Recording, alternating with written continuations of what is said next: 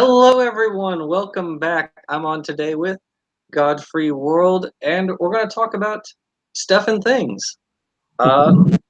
He is well versed in anthropology, and we'll come back to that. Got to turn that off because that's going to come back. There we go. And so, please tell us a little bit about your background. Oh, well, hi. Thanks a lot. Oh, wait.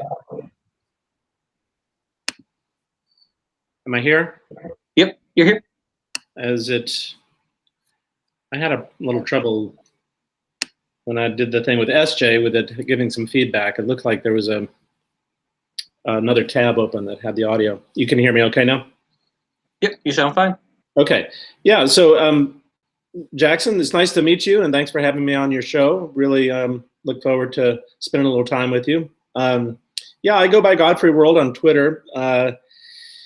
And I've been on Twitter for 5 or 6 years now, I guess, and probably a lot of people watching the show will recognize me from there. And most of them know that my background, that I have a PhD, and my background is in evolutionary biology. I earned my PhD in 1995, I think. Been around for a while, and I actually got my PhD through SUNY Stony Brook. They have a interdisciplinary PhD program there that combines anthropology and their ecology and evolution department and their anatomy department. And so students in that program have to take the core classes in each of those three disciplines. Those disciplines have their own graduate students as well, but the interdisciplinary program combined those three. And so my research specialty is broadly speaking, human origins, primate evolution, and I'm particularly interested in anatomy, broadly speaking, comparative anatomy, especially of the skull and of the feeding complex, the feeding apparatus. So the evolution of skulls in relation to what animals eat and how their jaws work and all of that. So I got my PhD there in 95. I moved on and did a pretty lengthy postdoc at Duke for many years in teaching anatomy to med students and teaching anthropology courses. Moved on to the University of Colorado, and now I'm here in Arizona. So I've moved around a fair bit, and but my research has stayed consistent along the way. Broadly interested in primate evolution, human evolution, and especially the evolution of the skull from really a kind of an adaptive point of view. I sometimes refer to myself as a biomechanist or a biomechanic because I've used a lot of biomechanical principles in doing my work. And so that's my educational background, my work background. So I guess the real question is, why do we have such small jaws? Mm-hmm. Yeah, good question. It's easier to explain big jaws, but we see in human origins a couple of conspicuous examples of gracilization, both in the skull and in the rest of the skeleton. And if you look at most of the hominin specimens that are older than about 2 million years, most of them have not only fairly robust jaws, and they actually frequently have jaws that are kind of hyper robust. They exhibit what we call megadontia. And beginning around 2.5 to 2 million years ago, we begin to see some species that show a reduction in tooth size. And that continues over the next million and a half years, 2 million years. And modern humans have relatively small dentition compared to most of the other species of hominins that we know. And so it is an interesting question why we have that. There have been various hypotheses that have been proposed out there. related to diet, the large size of teeth is thought to have been related to the consumption of fairly bulky kinds of food, low nutrient kinds of food that you'd have to process a lot of. We see especially thick enamel. So, the tooth is covered by a layer of very hard material called enamel. We see an increase in the thickness of that enamel within hominins generally. And that seems to be related to reducing the rate at which the teeth wear down. So it looks like hominins sort of, developed this habit of eating very tough food, perhaps with adherent grit and other things that would have caused it to wear the teeth down a lot. And then subsequently, tooth size kind of was reduced in our lineage. We still have quite thick enamel, not as thick as some of the earlier hominins, but we do have pretty thick enamel, but our teeth are small compared to a lot of our ancestors and relatives. And, that's been related to perhaps tool use and food processing. Later, food, using fire to process foods, cooking, to make nutrients available that might not otherwise be without cooking. The earliest tools that we know of, earliest stone tools that we know of now are dated to about 3.5 million years ago. That's pretty tentative. By 2.5 million years ago, definitely. So it may be that there's, that processing food with stone tools alleviated some of the need for us to process with our teeth. It's also possible that there was a dietary shift, maybe away from the kinds of really tough plant food-based kinds of foods and to more high-energy kinds of foods like meats and fats. I've heard there was a myosin gene involved that maybe made our jaws a little bit less powerful. Have you heard about that? Yeah. There is a mutation that appears to have occurred around that time that seems to have resulted in perhaps smaller chewing muscles. And it's been proposed that kind of was adaptive in relation to feeding, but it's also been suggested, and I find this pretty tentative, but it's been suggested that kind of released a constraint because the chewing muscles cover the cranial vault. And if you look at the skull of most primates, the chewing muscles cover quite a large portion of the cranial vault. And that's not true in us. Our chewing muscles, our temporalis muscle comes up to only about here. And so the people who discovered that, I forget the authors' names, the people who discovered that gene change proposed that perhaps that was tied into an increase in consumption of proteins, and the high energy protein and the relaxing of the constraint of having our skulls covered by chewing muscles may have somehow allowed or spurred on encephalization, increase in brain size. It's an interesting hypothesis, but I don't know where it stands right now. Yeah, that is interesting. I've heard, it's a number of hypotheses, and maybe they all work together. There's usually no one single hypothesis explaining some factor of biologic change. That's right. Yeah, and that's kind of what I talked about I did a video on the or I did 2 videos on the Cambrian explosion. I was kind of talking about how there are all these different factors going in to the Cambrian explosion. It wasn't just, it was just an increase in oxygen or something like that. There was a lot of things going on. That's kind of the same as going on here. But yeah, with the jaw muscle, that's why the other primates usually have the large sagittal crest, right? Isn't it, for the jaw muscle attachment? Most primates don't, but some of them do.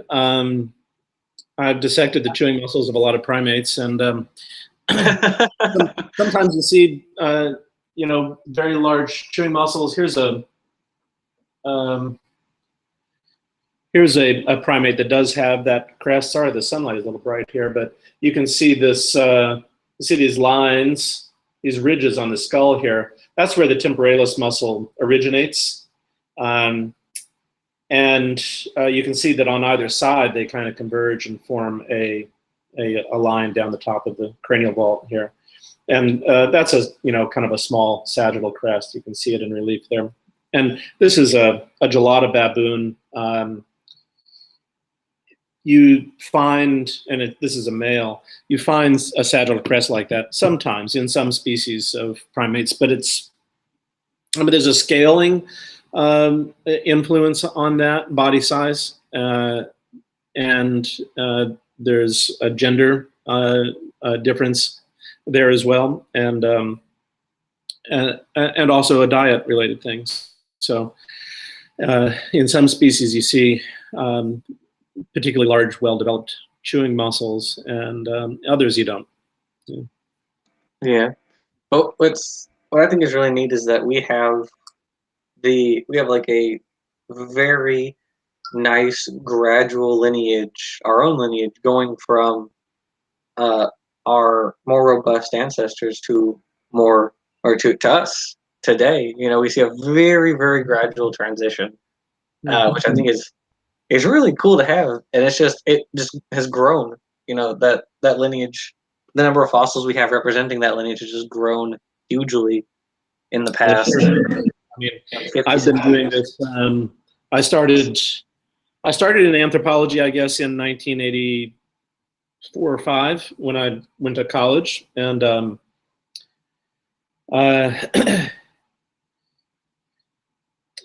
in that time, the number of new hominin species that have been discovered has, it's blossomed, and it's hard to even keep up with them. It's nearly impossible to teach them now. It used to be there were 6, and now there's 26 or something. So when you're teaching an introductory course in that topic, the students tend to get a little bit overwhelmed when you're flooding them with 26 species with names like Ardipithecus ramidus.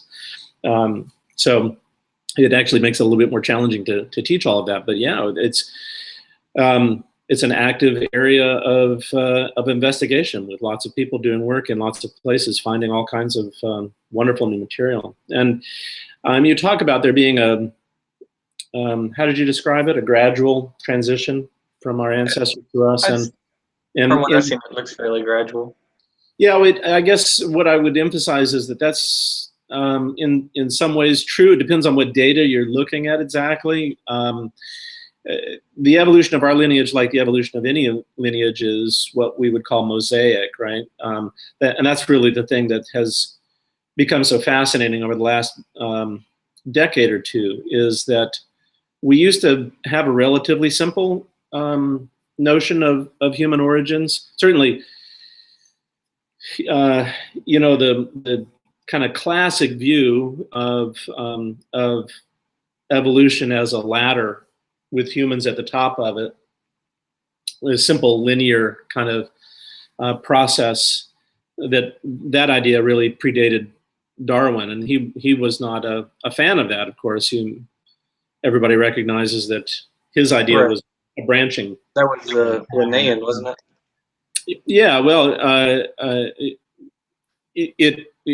that idea of a ladder of progress really ties in well with the whole idea of a scala natura, which was really I don't know if it was a Christian idea, but it was certainly a part of the Christian depiction of the organization of the universe, with God at the top and angels a little bit below that, and then humans a little bit below that, and then there was a big gulf, and then there was animals like mammals, and work your way down, that kind of notion of how life was structured before there was even the idea that it had evolved. And so when the earliest ideas of evolution began to be developed, most of the early practitioners, most of the early people who were proposing that, sort of tried to map the evolutionary process onto that evolutionary ladder idea. Lamarck, of course, is famous for having done that. He had some really strange ideas about that. He did, because he had no notion of it branching. How do you get lots of species if there's no branching process? For him, every species that we see originated as an instance of spontaneous generation at some point in the past. And then every one of them has been climbing this scala natura, the evolutionary ladder. And the longer ago they spontaneously generated, and spontaneous generation was a common belief in the early 19th century, the longer ago they spontaneously generated, the longer they've been evolving and the farther along the ladder they are, right? So that was Lamarck's solution to the diversity problem. But you can see him using that idea. And Darwin, of course, one of his great ideas, probably his greatest idea, is this idea that life is all really a genealogy. And so, but even though Darwin proposed that, and even though most of the history of paleontology and biology has shown that to be the case in life wherever we look, even still there was a kind of a tenacity to that idea of a ladder of progress within the study of human origins. And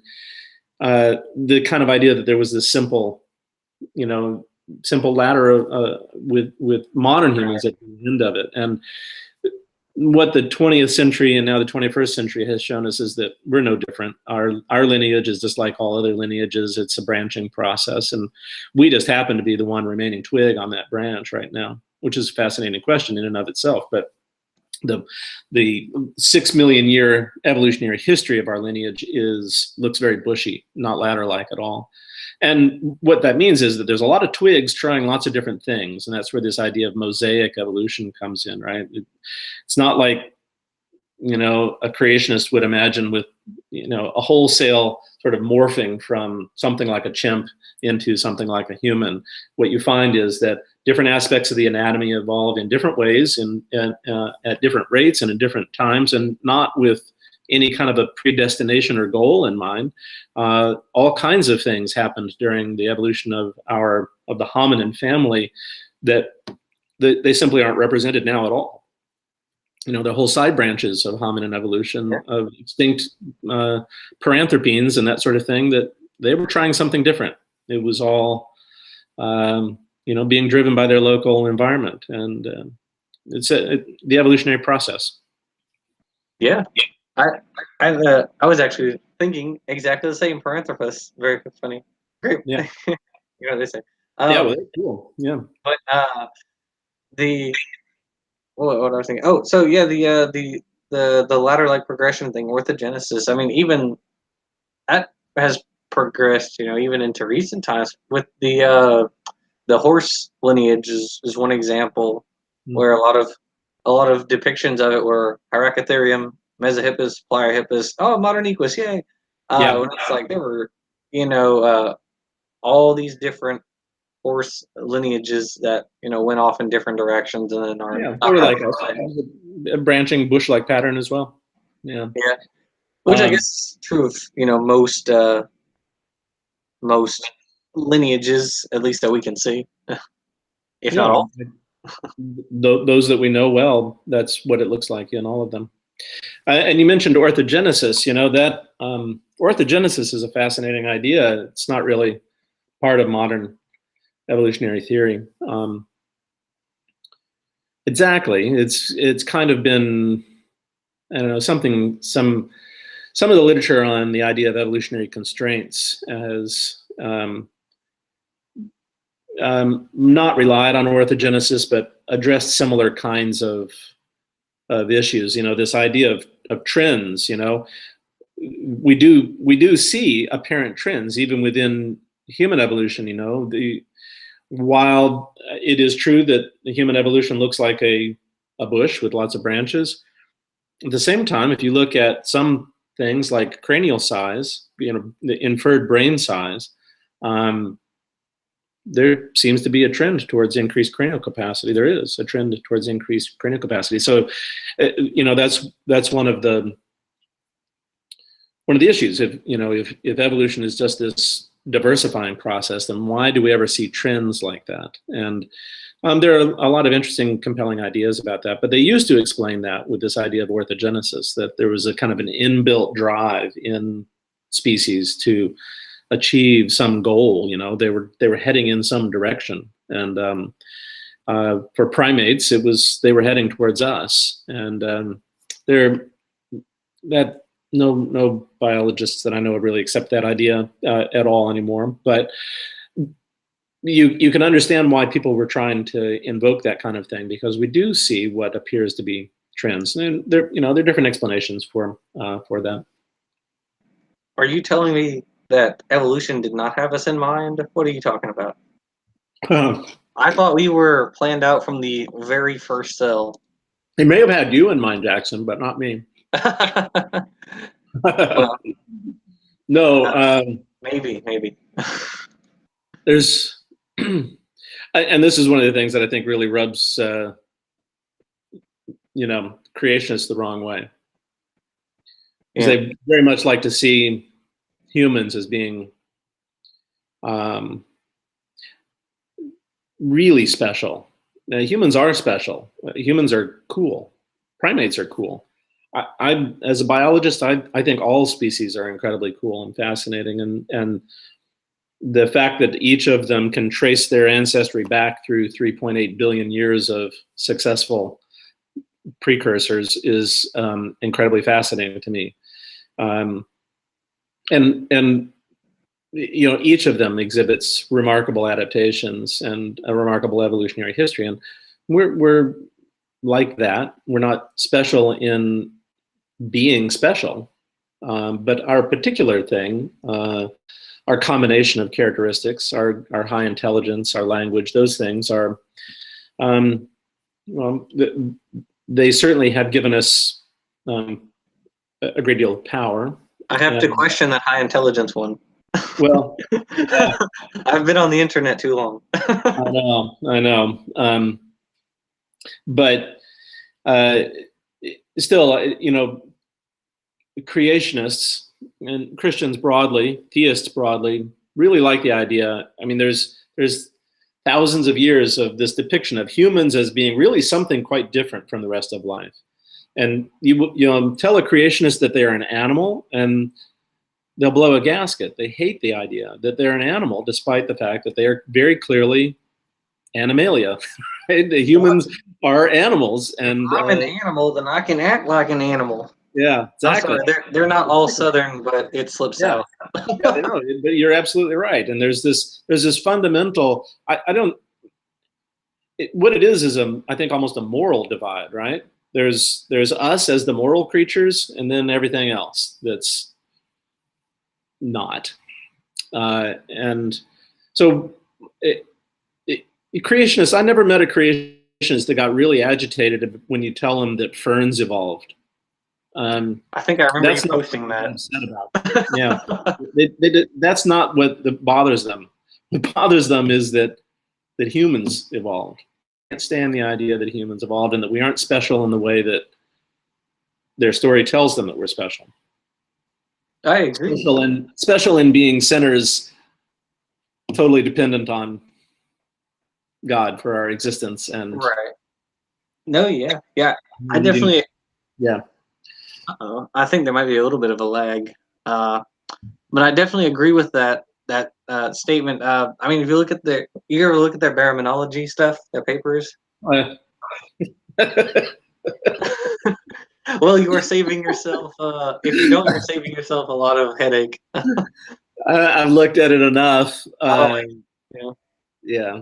It's because what's interesting is how much creationism itself has been affected by evolution. Because they're allowing little teeny bits of evolution.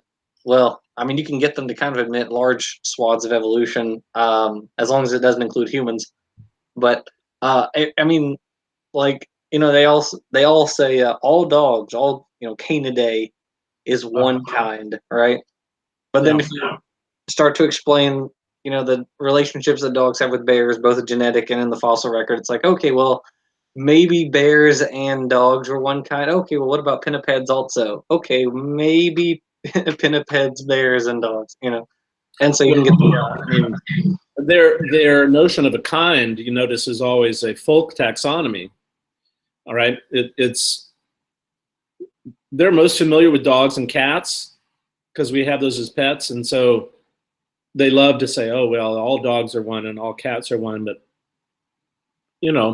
when you start to talk about them, about all of these groups that they have, whatever, rotifers or you name it, there's a tremendous diversity of life on this planet, and creationists don't know anything about most of it. So their notion of a kind it's always wrapped around a folk taxonomy of the things that they're familiar with. Yes, I agree wholeheartedly with that. I think you and RJ would get along very nicely with that description of it because he says something similar. Yeah, you're RJ's thing is always that Downer. You may know. Oh yeah, RJ and I have interacted a fair bit on Twitter. Yeah, he's got a book, Evolution Slam Dunk. Everyone buy it. Yeah, it's a really good book. One of the things he points out in his book is that creationists are ignoring or avoiding upwards of 90% of the data in the relevant fields that they talk about.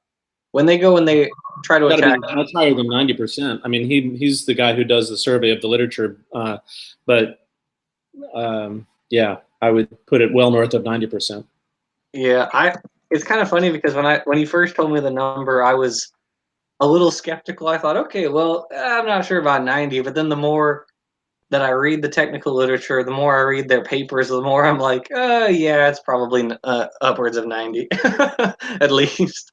Well, what are we talking about? 90% of what? All of the data that have ever been discussed or published relevant to evolution? I mean, if, for instance, they're talking about homology, they're just discussing what, they're looking at homology like, oh, well, this is an evidence for evolution because, and they're like common design equals common design. They just don't look at the fact that we can make predictions off the concept of homology, like Furculae in dinosaurs, getting that prediction from, or, looking at birds, and if birds are dinosaurs, then dinosaurs should also have Furculae. Oh, look at that. Dinosaurs do in fact have Furculae. Right. Things like that. We can make all these predictions based off of it and stuff like that. And then nothing, no mention of this. No one looks at it or talks about it. And the very few papers that they do, they tend to pass the very same papers around. And they'll just quote this one paper, and then they'll all quote the one same paper because maybe only one of them has actually read it. Yeah. And I use read loosely. Modern day creationism is, of course, the history of, if you look at the history of the development of evolutionary theory, was the precursor to that was essentially creationism. Special creation, the Christian special creation model would have been accepted by nearly everybody in the West, and including the naturalists who began to come up with the idea of evolution. So it's actually really fascinating to read the literature, like 19th century literature, around the time of or in the decades following the publication of The Origin in 1859, and look at the people who had not yet accepted the idea of evolution. A lot of them wrote books sort of expounding on their views about the idea of evolution and comparing it to the traditional idea of special creation. And I've read some of that literature, not a lot of it, but I've read some of that literature. And what strikes me about it as being very interesting is here are people that are honestly grappling with the data that were available at the time. They are creationists. They end up concluding that special creation, they're still going to stick with special creation, right? But they are nevertheless confronting what was known at the time, comparative biology. Very, little was known about the fossil record at the time, but some. And but they are honestly trying to grapple with fitting together all of these ideas. If you look at modern day creationists, And it's not like that at all. This is not a group of people who are honestly grappling with the what is known today pertaining to the question of the origin of and biological diversity of life. They are, I think it is largely a sham, meant to be a political effort directed at, what's presented in public schools. You look at the history of it, it tracks along pretty well with the history of decisions made that began to suppress the teaching of creationism in our science courses and to allow the teaching of evolution in our science courses. And it was a tactic on the part of fundamentalist creationists to try to convince people that creationism was in some way as valid as science, right? And the history of that over the last 50 years or so has been one of constant tinkering with that idea of trying to make what they are doing look like science, to have the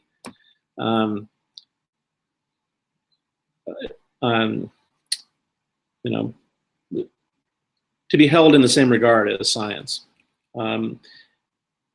It is not. It's nothing at all like that. Right. Right. Not even remotely like that. So, and they are not honestly grappling with the information that's out there. Of course, most of the creationists that you interact with on Twitter are not. They're not in the vanguard of people who are trying to make up an excuse. Oh. They're just recycling what somebody else has come up with, right? Oh, yeah.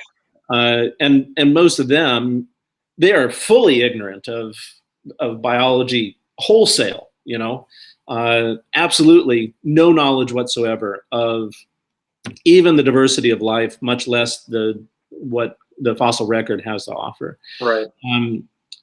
But those people who are influential in the creationist world, the people who actually publish stuff that RJ has read about, they don't grapple with that information in any significant way. All they're doing is looking around for, talking about 90%, 99% of what they're doing is trying to show that whatever has a weakness, right? They're not proposing their own ideas for anything. They're just saying, here, evolution can't explain this, evolution can't explain that. Which is easy to do when you're completely ignorant of, I'd put it at 99% more, 99 point something of the actual data that are out there. Yeah, I would definitely agree with that. I've one of the videos I did a talk about an experience that Savannah, my sister, and I had at a gem and mineral show they went to, because you go to one of those big like convention centers and people are selling fossils and gems and whatnot. So we went to this thing and we met a woman there. She's like over in the back corner, so we didn't see her when we first came in, but as we worked our way around and spent much money, eventually we saw her kind of hiding with her like trifold cardboard board, and her board said, was it like dinosaurs, dragons, and the Bible? I think was yeah. Eventually we went. I think actually Savannah, my sister, saw her first because I was talking to a guy, but yeah, I went over and talked to her, and this woman was just had no idea. And I've talked to RJ about it before, and he calls it a grassroots creationism, because that's what she did. She herself is just going to this event to make sure the creationist materials are represented there, right? Yeah. And so I talked with her a little bit and just asked her, about what a little bit about what she knew about the fossil record. She had no idea, just nothing. If it wasn't dinosaurs, because she had a little children's book on her table about humans and dinosaurs existing together. That if it wasn't that, then it wasn't in her head. But yeah, I have to agree with that. It's just, I have an entire series that I'm working on right now. This whole series, paleontology, is just debunking the claim that Kent Hovind regularly puts out, and so it's been disseminating for years, and so lots of creationists are using it, that all a fossil tells you is that something died. Yeah. It's like an entire series just to explain why this one claim is wrong in absolutely every facet.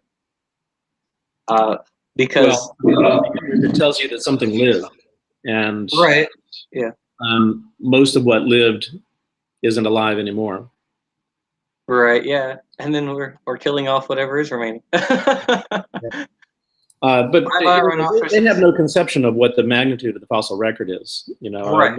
The guy yesterday, I blocked him because he's just a troll. He was saying, "No, Lucy's just a monkey, and you got one monkey skeleton in Africa. That's all there is." And I don't know if the guy was trying. I don't know if he thought he was being serious or not. But that's a magnitude of ignorance that's it's pointless to interact with such a thing, right? Oh yeah. But I guess that's actually a question I wanted to ask. Do you interact more with creationists or with people pushing, or with like general Christians more? Who do you fight with more on Twitter? I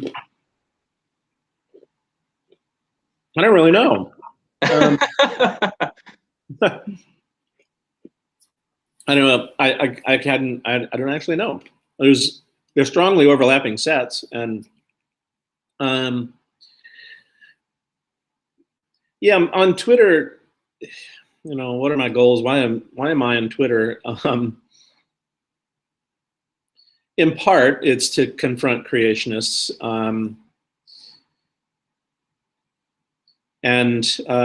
but in part, it's the influence of religion more broadly within our society, and a lot of my interaction in that regard ends up being sort of at the level of how do you know what you think you know? That as a scientist, that's one of the things that I have to teach my students is how to do science, and science is a way of knowing. And the question is, are there other ways of knowing? And sure, there are lots of other ways of knowing, or certainly making claims, but I don't think that religions thrive under a valid epistemology. And so a lot of my interactions on Twitter end up being over that, whether it's with a hardcore creationist or just a generic Christian.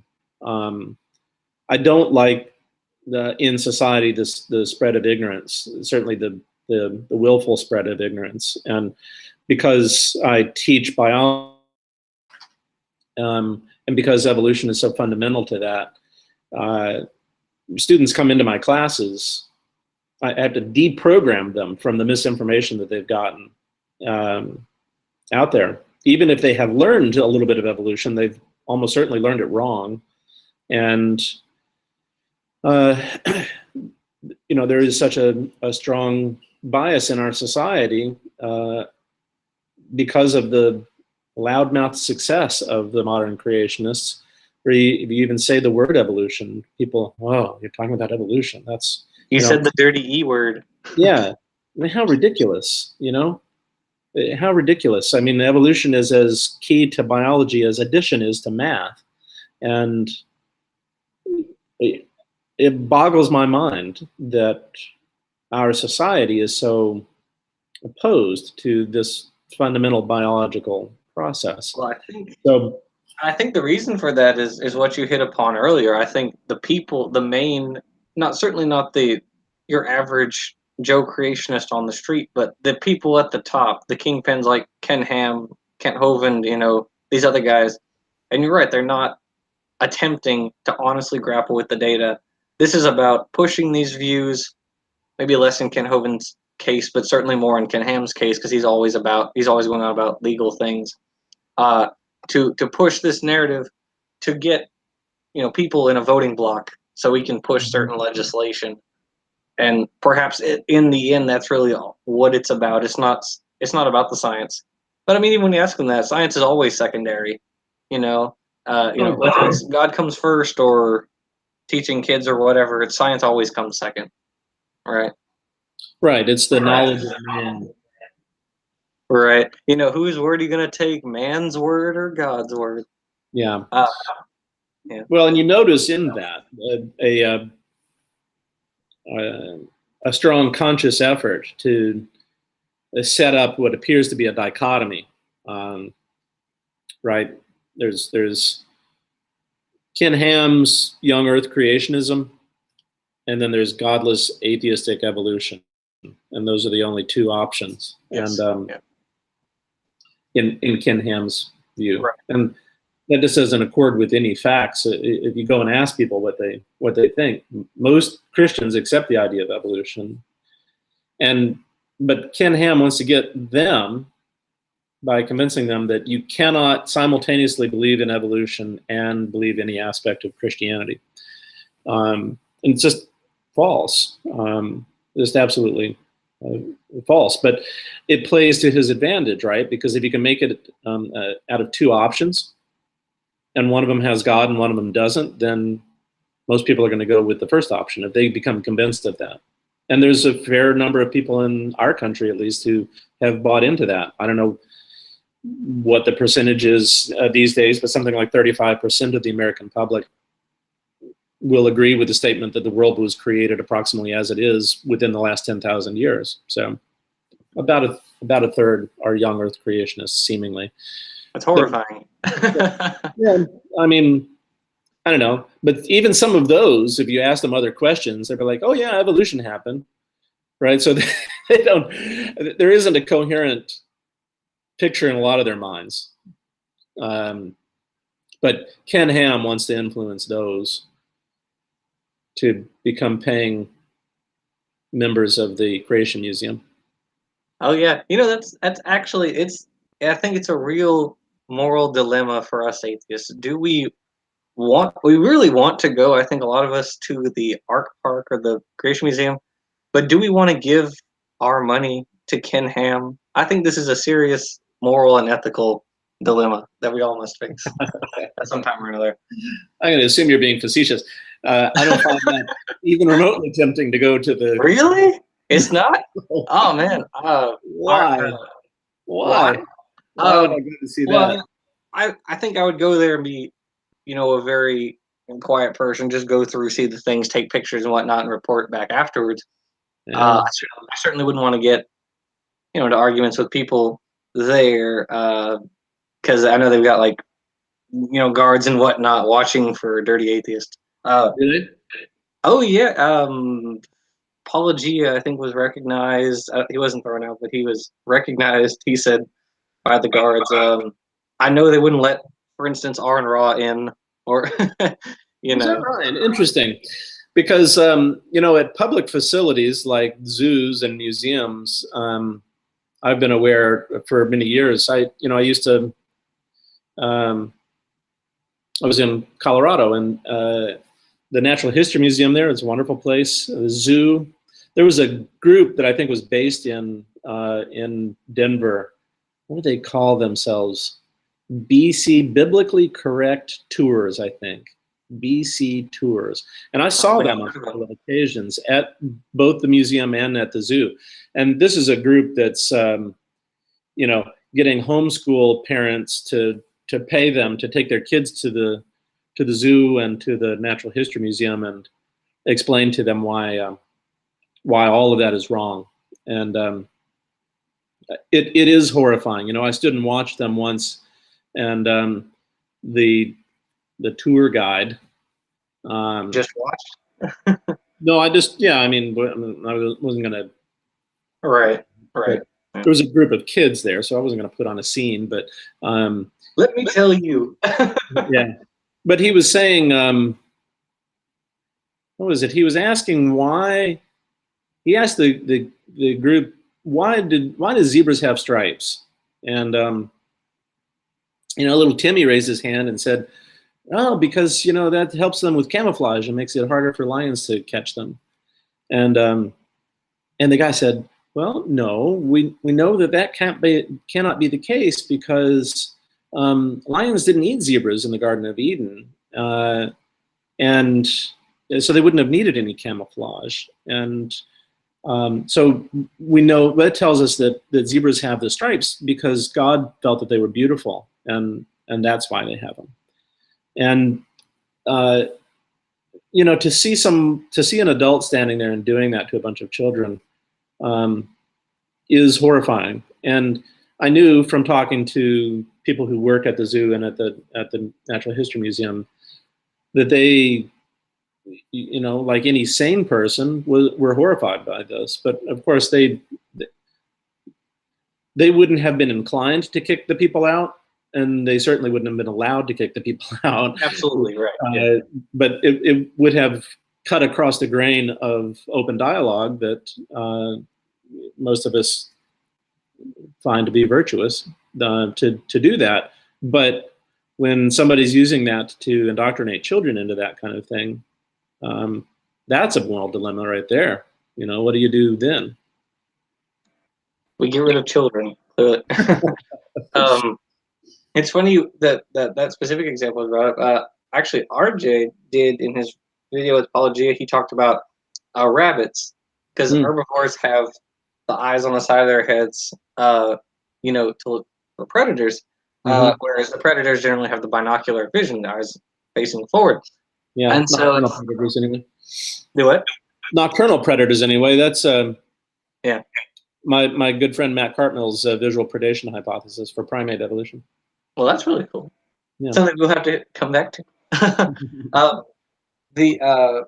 But he was wondering, how were the rabbits in the Garden of Eden? Did they have the binocular vision? And then once there was the fall of man, did their eyes suddenly they evolved? The prey sort of form, right? Right. Well, but there's much more compelling examples than eyes on the sides of heads. Right.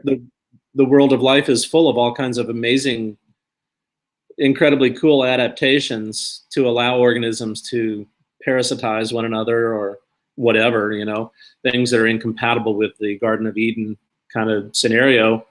I've asked creationists on Twitter many times, where did the complex design of the proboscis of a mosquito come from? It has these alternating blades that vibrate at high frequency to cut through your skin rather than just poking you because you won't feel it. And did all of that stuff, did God design all of that expressly with the purpose of allowing a mosquito to suck the blood of other organisms?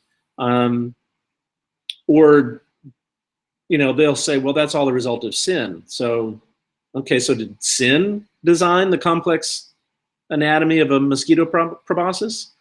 Did sin give Plasmodium all of the remarkable adaptations that it needs in order to infect humans and cause malaria? Who was it that did that, right? If you have a design model, if somebody's got the design doesn't come anywhere except from a designer, then who designed that? And is sin a person?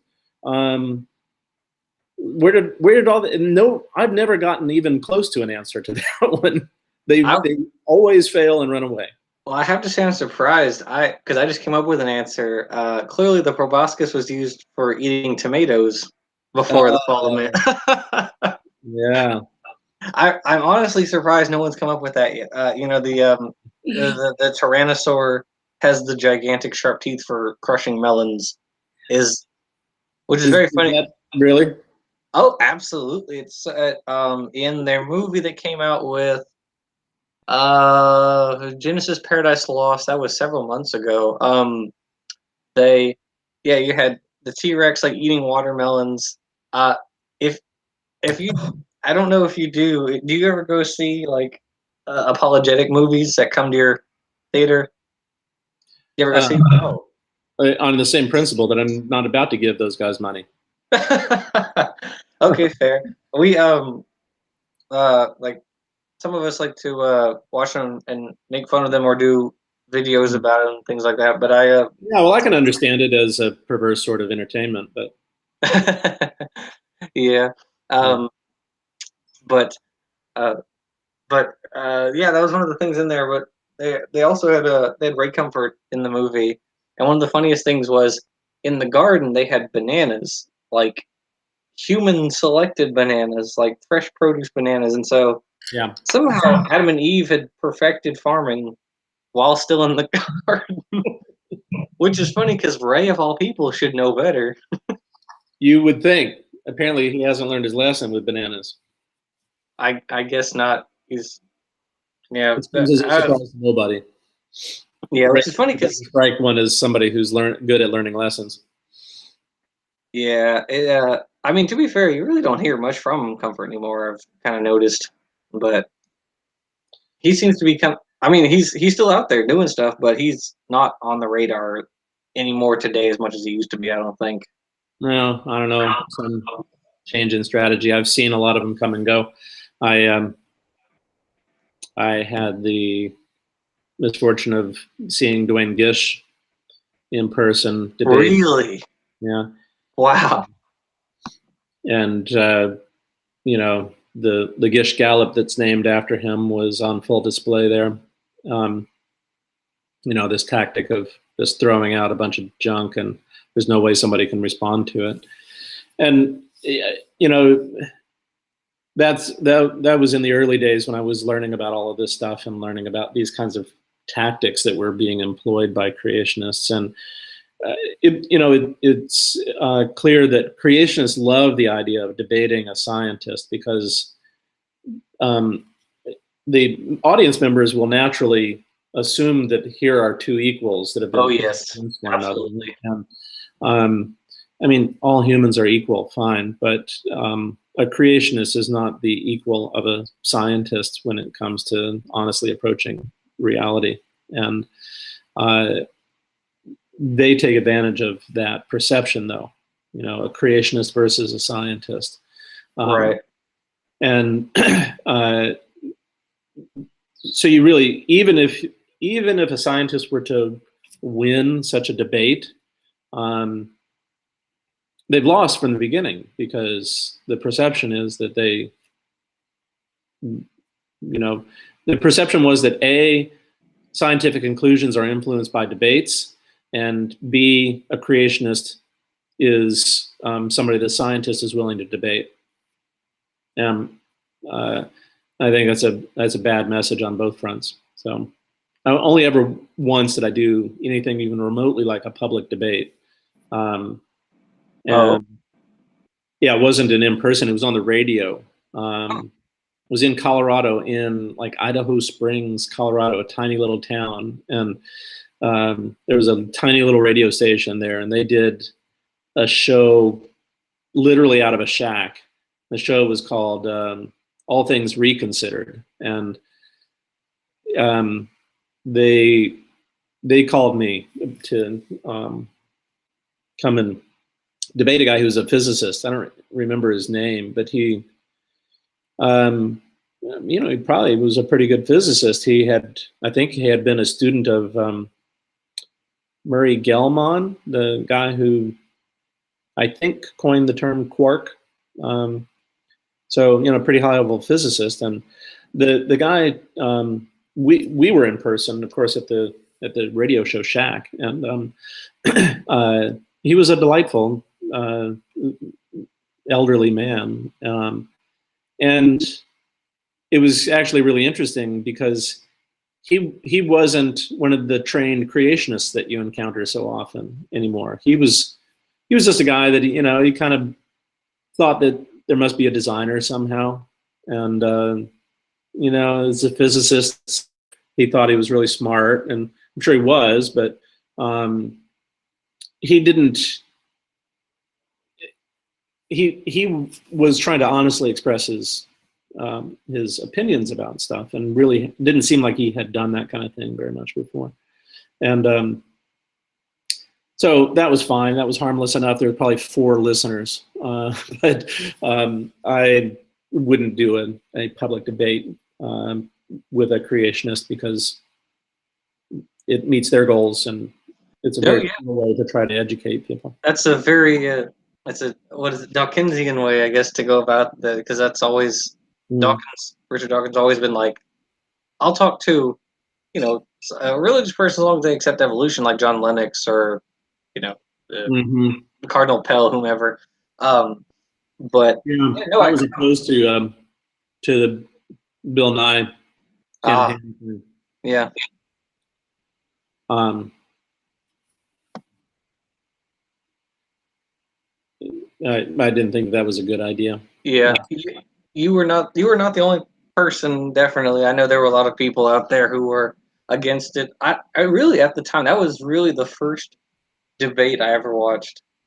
Because I was up to that point, I had not really thought much with creationists, but then following that, I started to uh, ingest and digest a lot more of their material, and it kind of started with that.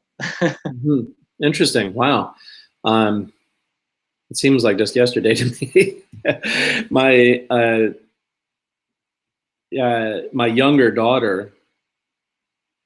Um, I don't know how old she was at the time of that. It really was not that long ago. It Maybe was 4 years ago, wasn't it? yeah, about 4 years ago. So I Yeah. think she was about 12, and we were having breakfast, and somehow that thing came up. That debate came up, um, and she made some comment to the effect, "Well, it's just not fair because Bill Nye has to use facts, and the dumb guy gets to just make stuff up or something like that." And I was already on Twitter at the time, so like I like that. So I said, here's my daughter's take on the debate, and I think that is still the most liked and responded to tweet that I've ever had, because it's right. She was right. I mean, it was from a child's mouth, but yeah, Right. him just was making stuff up. Yeah. He, I mean, that debate really was, I think, influential to a lot of people, and mostly because of only one question that was asked. Only one little kind of 5 minute segment of that thing was really what defined it. Was the part where, What would cause you to reject God? or yeah, it was a what would cause you to change your beliefs or your mind or something like that. The Yeah. moderator posed the question, and Bill Nye is just like evidence, and then Ken Ham says, Uh, "Well, nothing really." And yeah. so, and for a lot of people, that's the thing that they recall from that debate, just that one moment. Yeah, well, and rightly so, because that really gets to the point, and that's the point that I make on Twitter a lot. You know, I have to say that even among a lot of the atheists on Twitter, I find um, kind of an ongoing, persistent confusion about the nature of science, certainly, as the sort of search for evidence for stuff, and that whole idea of evidence for doesn't really make sense within science exactly. I mean, um, you come up with an idea and then you figure out a way to test it, and then you test it, and what you're really doing is looking for stuff that's inconsistent with the idea. So you're really looking for evidence against the idea. And if you fail to, then you can sort of say, well, I've tried and I failed, and that's evidence for. But it's not evidence for in the sort of, aha, here's this fact and that proves it, right? You only have to do it once. In science, we have to keep doing it all the time, Right. continually. It's this recursive process, and our confidence goes up the more times we do it, and it never reaches. It's an asymptote. It never reaches 100% confidence. Certainty doesn't ever reach certainty, and so That's because we don't have a book. yeah, well, We just right, need a book, one right. single book to settle all of it. That's really what it gets down to, right? Ken Ham had to say, well, nothing really, because what he believes is it's an unfalsifiable claim. At its heart, the idea of an omnipotent God is an unfalsifiable claim. You cannot prove it wrong, and but his answer is even more revealing, because it shows that he isn't thinking in terms of how would I prove this wrong. He's not looking for evidence against. He's only looking for things that fit, and he regards it as a virtue to believe, not to doubt. And that's really at the core of it. If you convince somebody that that's a good way to go about learning about reality, then you can convince them of anything. Oh yeah, yeah. I agree with that. There's a group that comes to LSU, and I've talked about them before on different little hangout videos. They're called Consuming Fire. They're a little group from Mississippi, but they are Fire? Consuming Fire. Yes, Hmm. extremely fundamentalist group. Hmm. They come. They're all the guys are dressed up. The women wear like long dresses, whatnot. Kind of, I guess, Pentecostal. Yeah. And so I've talked with them before, and sometimes they'll just they'll just outright say, like, well, oh, this is all great stuff, but at the end of the day, I'm gonna side with God, because it doesn't really matter. But it was also, and one of the other things they said kind of refers back to what we talked about earlier, was one of their guys, like I hadn't seen before, but he showed up with them once because they bring different little groups of people. Was this guy saying, "Oh, if the professors really believed what they taught, they would be out here arguing with us." And I told him, "No, they neither care nor have time for you." Because having worked with or for a professor, I understand, I think, a little bit more now than I would have, before work for Dr. Esselstyn, that, yeah, there's a whole lot of stuff you guys have to do. Yeah. Yeah. Well,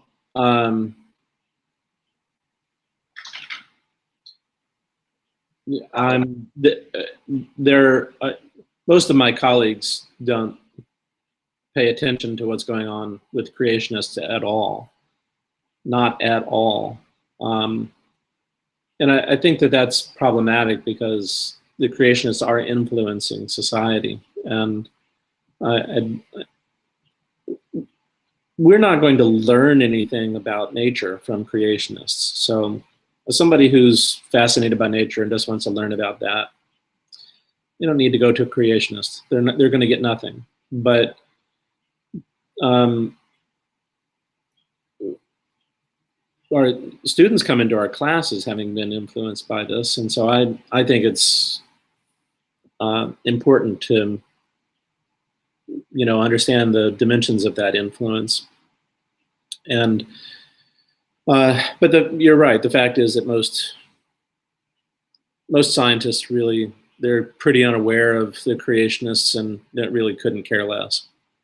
And I couldn't care less what they have to say, because they're not saying that they're not saying anything about reality. All it is a game for them. So I'm not going to learn anything like that about the subject matter. I mean, I might learn how to bake a cookie from a creationist, but I'm not going to learn about nature from a creationist, because they are flatly opposed to understanding that. And I wouldn't, and they don't contribute to the scientific literature.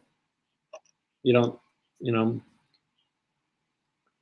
learn this by talking to somebody. They have to do some research, and they're not doing any research. So I'm not going to learn anything from them on that regard. But they are influential, and so I think it's an important part of my responsibility to be aware of the ways in which they're trying to influence people, and to counteract that to what little extent I can, which is minor.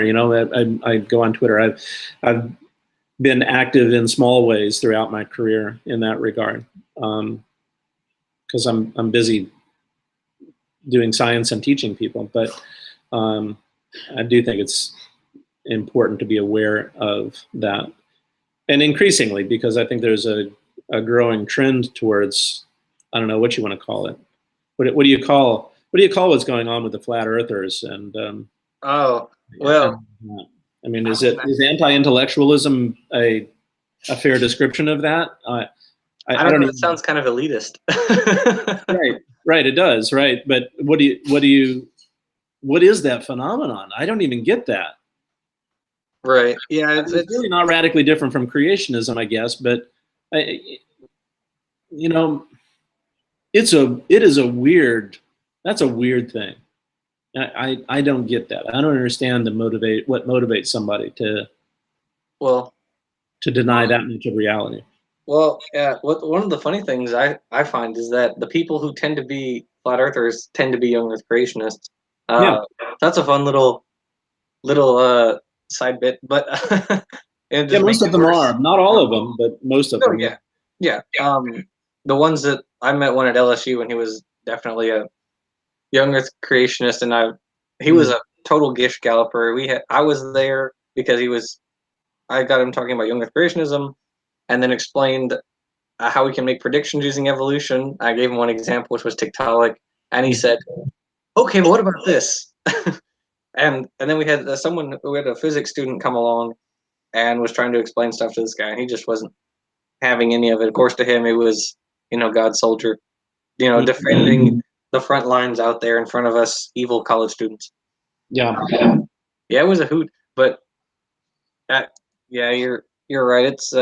I thought they called it postmodernism from Brian Stevens. I don't know. Well, it is allied to that, isn't it? And I've brought that up on Twitter some. I mean, postmodernism is a broad ranging, Right. umbrella topic. But with, I mean, um, I've had to interact with academic postmodernists, and their basic idea is that there really isn't any such thing as knowledge, and anybody that claims that they have knowledge is just pushing a political agenda. And Interesting. they will deny. I've seen a postmodernist cast aspersions at the idea of DNA. Um, all of that's just a tool of the elitists to somehow gain power over other people or something. And there is an alliance between the sort of radical postmodern left and the radical religious right. And I think it's a truth relativism, um, as opposed to a moral relativism. I'm a moral relativist, but I think the universe is a certain way, and it's not dependent on our perception of it for it to be that way. It was the way that it was before we were ever around, and I I think reality is as it is.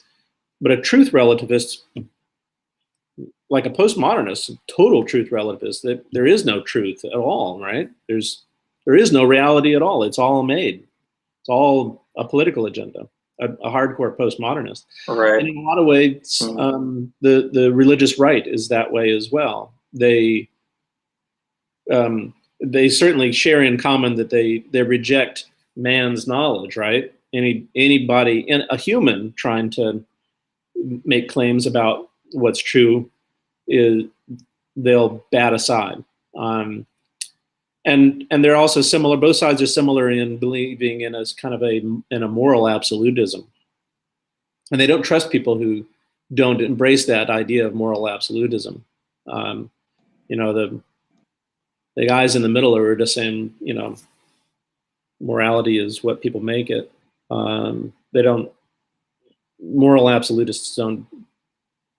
They don't care for that at all. So I mentioned before Matt Cartmel in the context of the visual predation hypothesis, but he wrote an interesting article for Discover. I think it was Discover magazine, maybe in the late 1990s, that was talking about this alliance between the left and the right, the kind of radical left and radical right, postmodernists and religious extremists.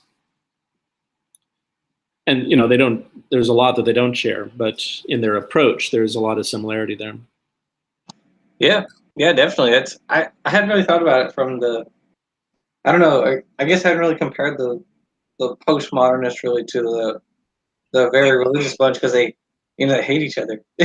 Yeah. Or outwardly at least they hate each other. I mean, I've read various little sort of theological pieces on postmodernism is evil because it's telling us you know moral relativism, things like that, which is kind of intriguing. Which is actually it's part of RJ and I we're doing a review of the Answers book, the Answers Genesis Answers book from the early 2000s, Mm. and the guy I'm looking at the chapter on hasn't evolution been proven is the title of the chapter, which is wrong from the very Yeah. beginning. But yeah, most of what he talks about is, if evolution's true, then there are no morals. You can do whatever you want. No one cares, which is just Yeah, I hear that a lot. yeah, it's all this appeal to consequence nonsense. Exactly, but it's wrong on two fronts, isn't it? Yeah. Okay, if that were true, it's still true, right? That you were opposed to it isn't going to affect it. If that is true, it also Right. happens to not be true, right? It is wrong that humans can't be moral creatures if we are evolved creatures. Right. Yeah. I mean, well, you're trying to. I like putting it in the. I like using the example. Imagine telling people that if you believe the chemical formula for water is H2O, you're more likely to commit murder. You know, it doesn't matter, right? Whether or not the chemical formula is Right. water. Right. Yeah, there is that. There is a lot of that in the theistic perspective. Like, well, if I don't care for that. And the ironic thing is that they accuse atheists of that. We don't believe there's a God because we don't want to live by God's rules. Right. Yeah. Yeah. Which is, I think Arden Ross put it pretty well when he says, "No, if you want to live the life in sin, don't be an atheist, be a Christian, because you can do whatever the heck you want, repent, and then you're still good. Right. Just hope you don't die before you repent." Right. Yeah. Yeah. Well, and there's so much presumption that Christianity explains things in all of that.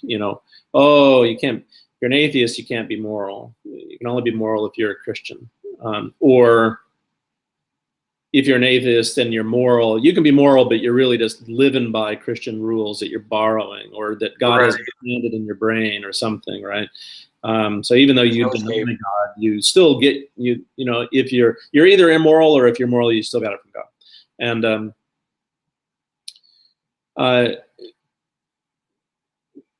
also, of course, the whole premise behind, oh, well, how did life get started? You can't tell me that. Or where did the universe come from? You can't tell me that. Implicit in all of that is that Christianity has an explanation for those things, and Christianity does not.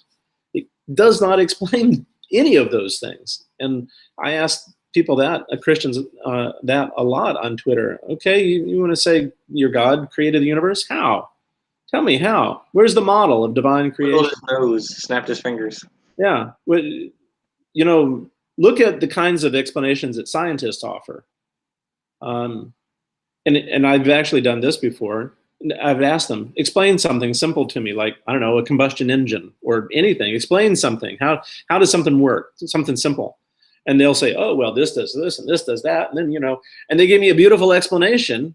And then you say, okay, now explain to me how God created the universe. Zero, nothing, right? There is no model in there at all. They have no idea. And yet they're absolutely convinced that that's a fully adequate explanation. And likewise for morality, right? If you ask them, well, why, if God is the source of morality, whatever the heck that means, then how did God get to be good? Why should the Euthyphro dilemma? Yeah. Yeah. Right. Yeah. Euthyphro is inescapable, and if you ask them, if I say, okay, I'm going to meet God one day, I'm going to ask him, why is murder wrong? What would his explanation be? They got nothing. They'll say, well, it goes against my nature, which is just authoritarianism. Or appeal to nature, which is a fallacy. Well, right, but if God can say murder is wrong because that's his nature, to regard murder as wrong, then if his nature was to regard murder as good, then we would have to regard murder as good. That explanation works for anything there, and therefore it is not an explanation, right? An explanation has to have the capacity to choose between different options, not cover every possible scenario. One of my graduate advisors Said, if you come up with a model that explains everything, you can explain nothing. And that's what Christianity is. Yeah, that's a fair point. Everything is solved by the same thing. I mean, that's really everything is in creationism. Creationism land is solved by the same set of three things. It's solved by one of three things: the origin, the fall, the flood. Yeah. If it everything, literally everything, Yeah, that's right. according to them, is solved by one of those things. And then anytime you bring up something that evidently cannot be solved within those things, oh well, it's wrong. It's a lie. It's whatever. Yeah. Well, I think it's a fundamental perception of everything as A, purposeful, and B, either good or evil. Everything is that way. And I think that's just such a bizarre way to interpret reality to me. For everything to have a purpose and for everything to be good or evil is so bizarre, because both of those things are imposed opinions of things, right? Yeah. If I've got a glass here, what's the purpose of the glass? Well, to me right now, the purpose of this glass has been to hold water. But I don't know, toss it out in a field and it might make a nice little home for a mouse. And now the purpose of the glass for the mouse is to be a home. So purpose isn't in this thing. Purpose is imposed from the outside. So things don't have a purpose innate to them. I think that's pretty pervasive in their theology. I mean, even when they look at linguistics, they do the same thing. They say words have innate meaning or whatever it is. I've heard that theological argument, but it's like, no, actually, we give them meaning and we can change their meaning. Yeah. Right. Well, there's very pervasive. Really, for me, I think almost every discussion that I ever end up having with a theist, I end up coming back to this view that one of the main sort of philosophical stances that is just absolutely key to at least Christianity and Islam as well, I think, is Platonism. And Platonism has many meanings, but here I mean the version of it that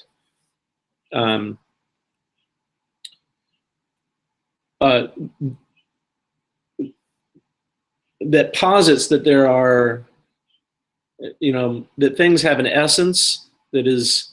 Oh yeah, essentialism, right? Yeah.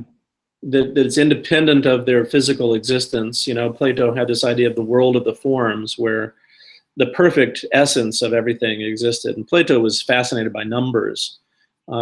So he felt that, there was the essence of four, and it wasn't the way that you write it, because you can write it in lots of different ways, but there's an essence to four. And he felt that there was an essence to everything.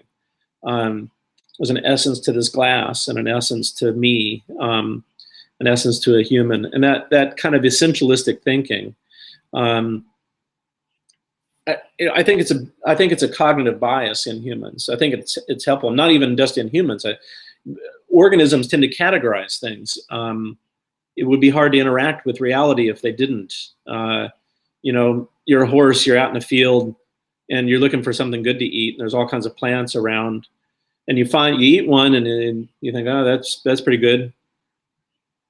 If you didn't categorize that and recognize the similarity between that plant and another one that is, was similar, if you didn't say these are the things that are good to eat, then every plant that you came to would be a new thing, right? You couldn't use anything that you had learned from a previous encounter and apply that to anything else. Every single thing that you encounter would be a new thing. So organisms put things into categories because it facilitates a lot of things to do that.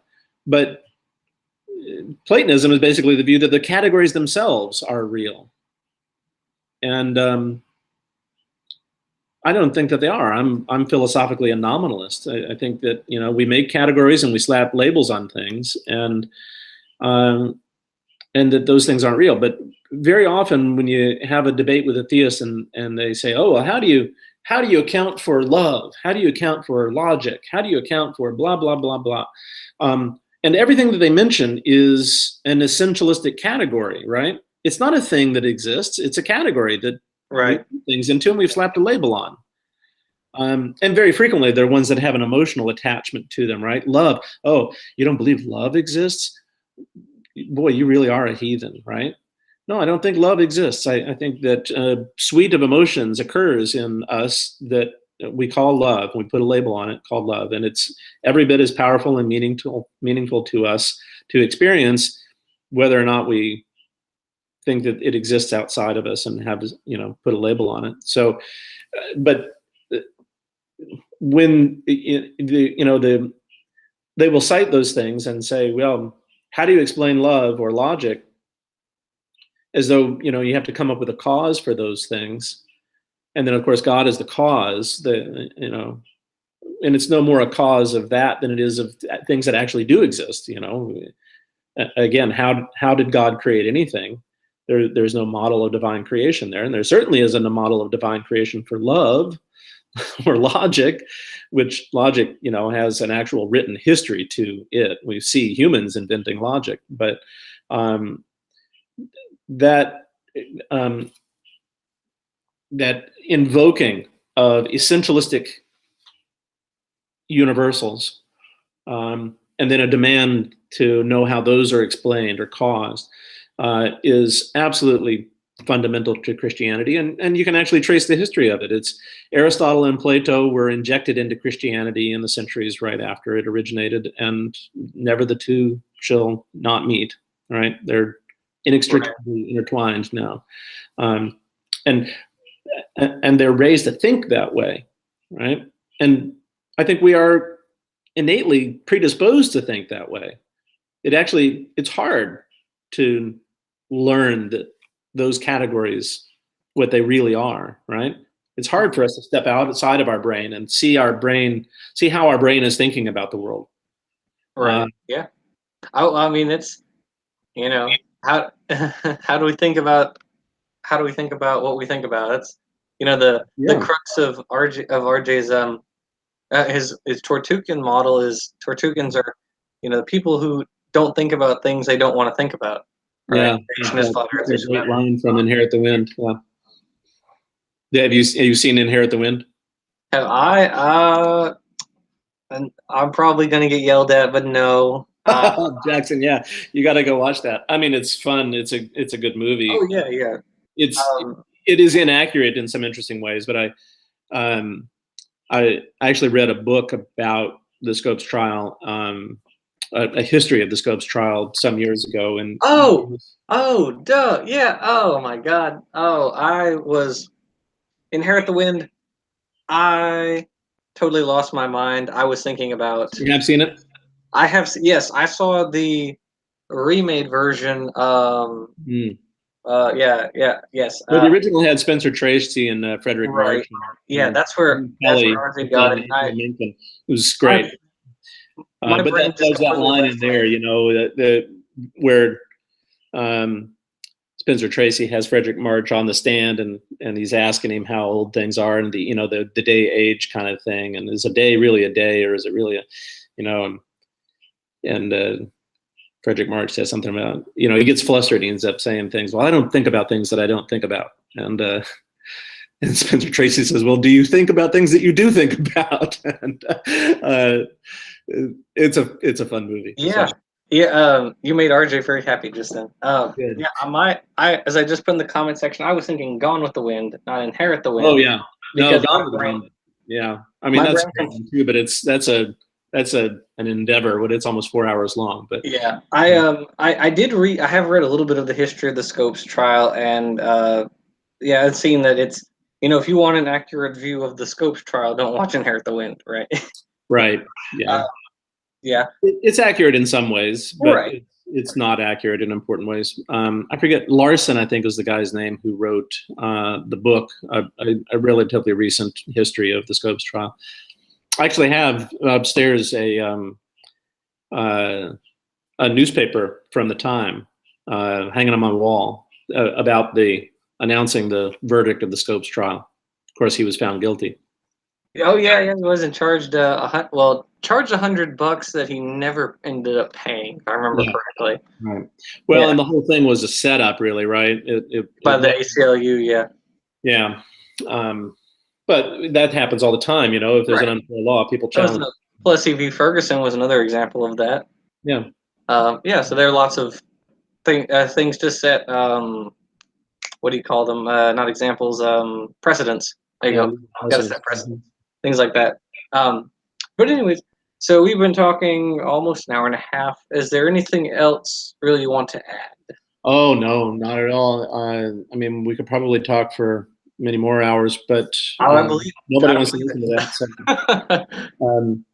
So. Jackson, thanks a lot for having me on. I really enjoyed getting a chance to chat with you. We've interacted over Twitter for, I don't know how long you've been on there, but we've been interacting back and forth for, seems like a year or two. And I have really only, let's see, I was more or less invisible up until about 2 years ago. I started, that was when I started my YouTube channel.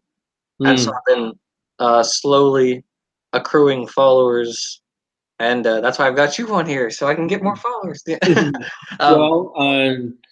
Send out an announcement about it, and I'll retweet it. So hopefully we'll get some people to come and watch this, but more importantly, to become aware of your show. And best of luck with it. Thank you.